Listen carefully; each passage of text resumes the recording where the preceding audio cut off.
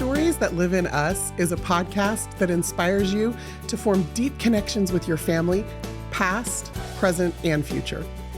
I'm Krista Cowan, known online as the Barefoot Genealogist. I've spent my whole life discovering the power of family history, and I know that sharing the stories that live in you can change everything.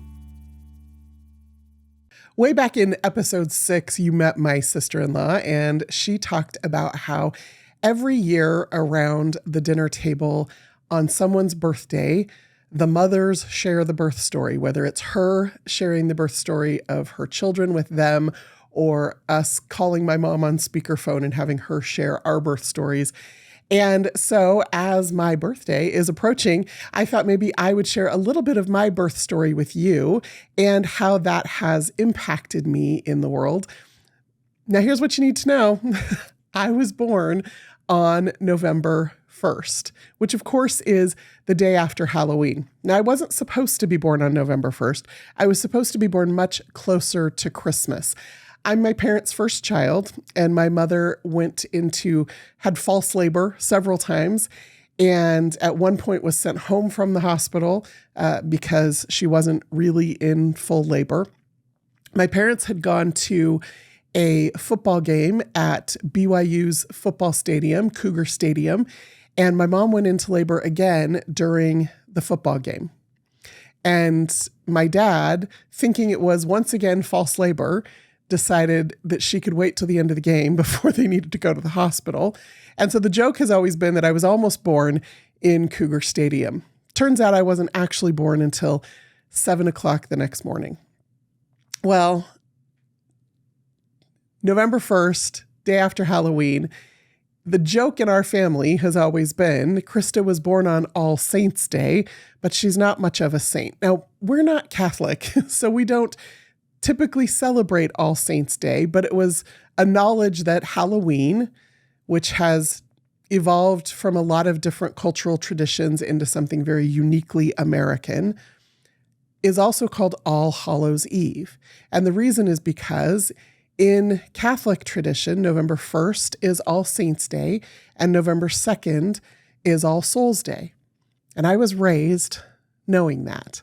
I was raised with that kind of in my brain and in my purview. As I was growing up, though, my birthday often got conflated with Halloween just because of where it was. It's easy for a mom to throw a Halloween-themed birthday party. My 9th birthday party, in fact, we watched the Disney movie Watcher in the Woods, which still terrifies me to this day. Everybody came dressed up, and then 9 girls had a slumber party the night of Halloween into the morning of my birthday. And so that was always this connection. The year I turned 18, I was dating someone, and he decided that for my birthday, he would take me out the night before. And we went to a play and we went to dinner. And then the next day he wanted to take me out for a picnic for my birthday. And he took me to the cemetery, not just because I was interested in family history, but because that seemed like kind of a fun thing to do around Halloween time. And what we discovered when we went to the cemetery that day was that there had been some vandalism. And I remember this moment really clearly thinking, cemeteries are fun and spooky and connected to Halloween, and therefore they must be connected to my birthday. And these were people who were supposed to be remembered in this space that's not supposed to be about being spooky. It's maybe supposed to be about being revered, or maybe even a little bit sacred. And so we spent the rest of the afternoon of my birthday that year, I turned 18, cleaning up the cemetery and gathering friends and talking to the people who ran the cemetery to see what we could do to help fix some of the tombstones that had been vandalized. And that set me on this path of viewing death very differently because of how connected it seemed to my life, the beginning of my life. I had always been interested in family history. You've heard that story. If you go all the way back to episode 1, you'll hear all about me with my dad and the first computer and trying to find my grandpa's grandma Carrie. Like, family history has been a part of my experience my whole life. But now to have my birthday connected with this concept of death and remembrance of people, that was a point that just changed my perspective. And so as my birthday has continued on, the idea that this connection between life and death in my life deserved a little bit further investigation. Now, I was raised in California. I went to an elementary school where there was a high population of Mexican students, both people who had lived there for generations as well as recent immigrants. A lot of them were Catholic, and we celebrated different Mexican holidays throughout the year when I was in grade school. We celebrated Cinco de Mayo every year. We celebrated Dia de los Muertos. And Dia de los Muertos is the Mexican celebration of November 1st and November 2nd. So in the Catholic tradition, it's All Saints' Day and All Souls' Day. But in Dia de los Muertos, the days of the dead, those days have cultural significance as well as religious significance. But as a kid, it was just my birthday. As a kid, it was just connected to Halloween. As a kid, it was just another reason to have yummy food and a party that meant we got out of class for something. And so I hadn't connected those dots. But once I had that experience in the cemetery at 18, I started looking for those connections a little bit differently. As I got further and further involved in family history, one of the things that I have learned is that we connect with our ancestors on paper, in photos, in newspapers, on census records, in stories, on a pedigree chart. We make these discoveries and we make these connections. But for some of those ancestors, there's some point where they almost become real. They become these people that are part of our lives, whether we ever actually knew them in life or not. And I don't understand how or why exactly that happens. I just have experienced it enough and seen others experience it enough to know that that's a very real thing, that there's almost this connection through to the other side that happens. And as I have learned that over years and years and years of experience, every time my birthday comes back around and Dia de los Muertos is brought kind of to my memory again, I've admired so much the cultural tradition of that. Now, the first time I really, really got to dive into the cultural tradition of that, you're going to laugh at me, but it was with the Disney Pixar movie, Coco. That came out when I was, I think, in my 40s, and Ancestry had the opportunity to partner with Pixar for the launch of this particular movie.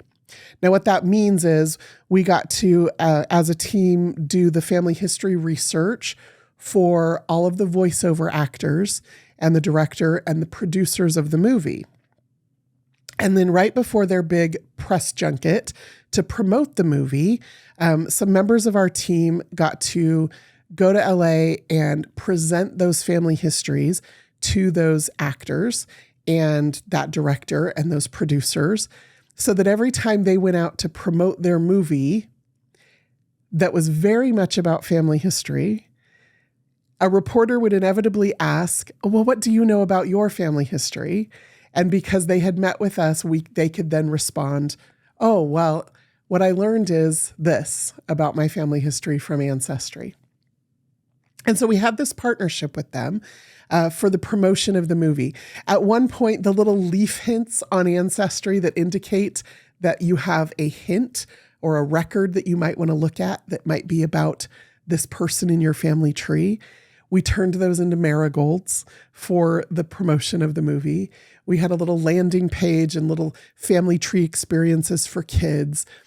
And then our whole team got to go to LA for a premiere screening of the movie.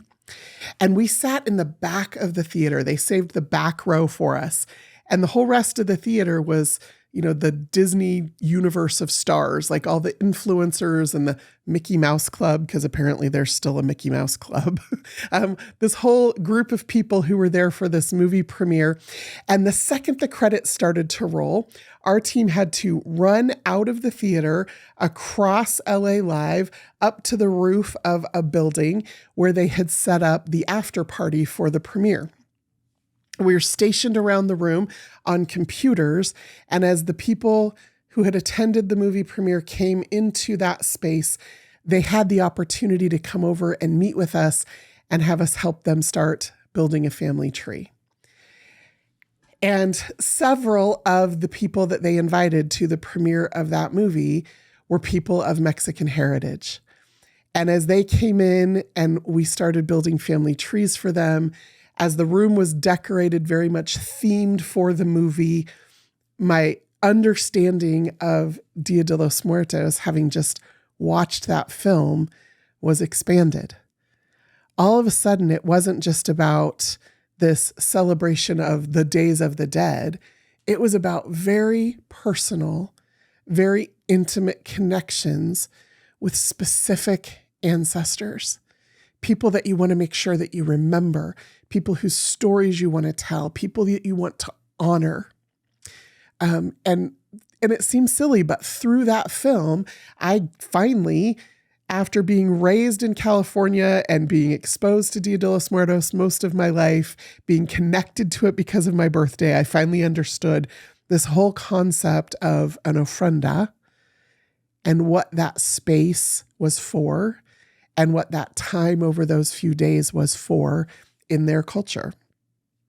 And talking to people coming out of that film who had Mexican heritage, helping them build their family trees and connect with their ancestors was just another marker in this interesting journey of this connection between my birthday and the other side. So having that experience when the movie Coco came out in 2017 was this interesting marker on this journey of understanding the connection between my birthday and the other side. 2 years later, Ancestry was producing a television show called Roots Less Traveled. And I was on the team that was helping to do family history research for that and then be kind of on-site producers for that. So I had the opportunity to participate in an episode about a brother and sister whose grandfather was from Mexico. And this brother and sister had actually not met until they were adults. They were half siblings and had not known the other existed. And they went on this journey to learn more about their common grandfather and his experiences in Mexico. And it just so happens that the time we were filming was the week of my birthday in Mexico City. And I got to go and be on set for that experience. Now, Dia de los Muertos at an elementary school in California is one thing. Dia de los Muertos in Mexico City is a whole other level. We stayed in a hotel right on the parade route. So we knew that for days they were setting up this parade. And the fact that it took days to set up the parade told me it was going to be a very big deal. We were there for Halloween, and then we were there for my birthday. And on my birthday, we had the opportunity as a crew with the talent that was with us, this brother and sister couple. We went and had a woman invite us into her home and teach us how to do sugar skulls and how to set up the ofrenda. And they placed pictures of their family members on that ofrenda. We had the opportunity to learn about the significance of the marigolds. We had the opportunity to visit a cemetery. And just every step along that journey, even though I was just part of the crew and there to support Ancestry and the storytelling that we were attempting to do, every part of that journey was so significant to me because of this connection with my birthday.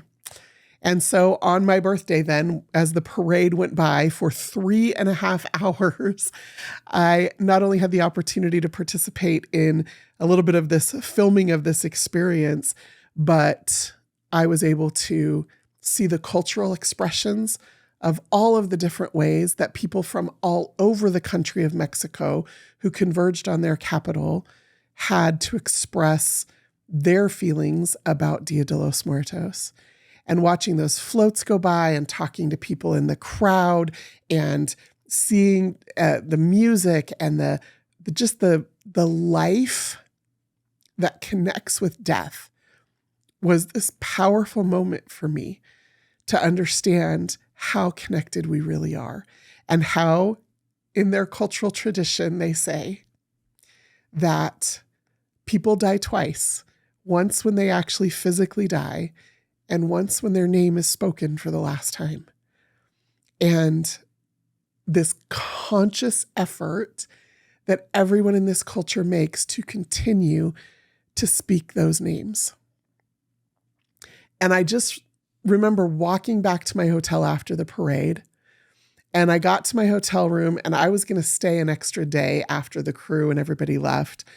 And I walked into my hotel, and because I hadn't checked out yet, I went into my room, and there was the bread, and there was some chocolate milk, and there was some fruit, and they had been delivered by the hotel staff to everyone in the hotel to commemorate this holiday that they celebrate, this memorial that is such an intricate part of their both spiritual and cultural beliefs.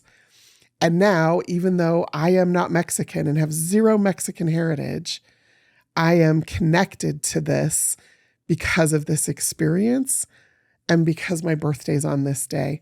Now, I hope nobody feels like I'm culturally appropriating anything, because I'm not. And I don't create an ofrenda. I don't celebrate Dia de los Muertos on my own.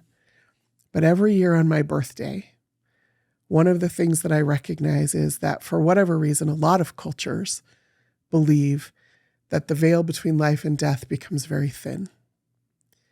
And as I lean into my identity as a genealogist, as a family historian, as someone who so deeply wants to connect with my ancestors and to help connect them with my family, I don't think it's any coincidence that I was born on November 1st.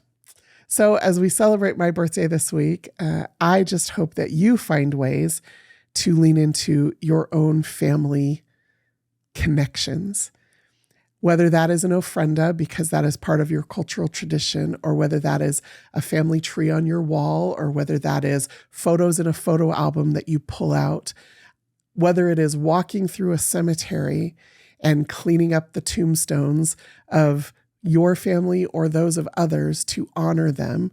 I hope that you'll find ways to make those connections, because I firmly believe, much like many in the Mexican culture, that when we do make that connection, then we do attempt to say their names out loud, to remember them more often, that they are closer to us than we might think that they are.